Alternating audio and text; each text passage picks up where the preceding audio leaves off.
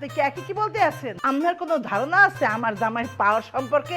আপনি কোনো ফাইলে পড়লেন, এরপরে যে মরে ইয়ে কইবেন এই খালাম্মা একটু হেল্পও করেন, অকলমি করতে পারলাম না, আগে কইয়ে দিলাম। আপনার মুখটা বন্ধ করুন, না হলে সবাইকে থানায় নিয়ে যাব। আর রাশেদ ভাই, এই মিস্টেক হইতেছে কোথাও আপনার। আপনি মনে হয় ভুলে গেছেন মনে হয়।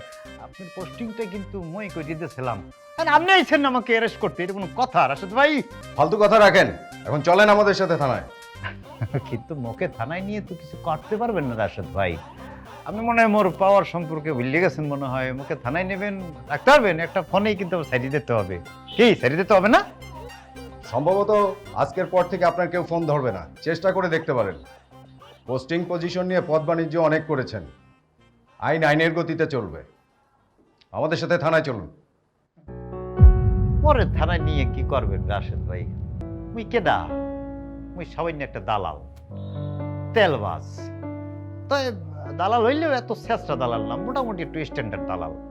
মগো ক্লায়েন্ট কিন্তু মনে করেন সমাজে উচ্চ পর্যায়ে যারা থাকে, মেলা টাকার পাহাড় করে ফেলাইছে, হেরা কিন্তু মোর ক্লায়েন্ট। কারণ স্যার হেগো টাকার পাহাড় হয়েছে, হেরা টাকার কুমির হয়ে গেছে, কিন্তু কোথাও পোস্ট পজিশন পায় না। সেই পোস্ট পজিশন পাওয়ার সিস্টেমটা মোর মতো দালালটা করে দেয়, ওইখান থেকে মনে করেন মই করে টাকা পাই আর কি। মোরও ব্যবসা হয়ে যায়, তারও পোস্ট পজিশন হয়ে যায়। মনে করেন তারা তো আর বিভিন্ন জায়গায় যাইতে পারে না, যাইতে পারি মোরাই সিস্টেমটা করে দিই। মগুরের যে কমিশন দেয়, যে টাকা দেয়, তো মগু চলে যায়। বুঝি সারা এই পদ বাণিজ্যের ব্যবসা কিন্তু হ্যাপি রমরমা, খালি মাথার বুদ্ধিটা থাকলেই চলবে।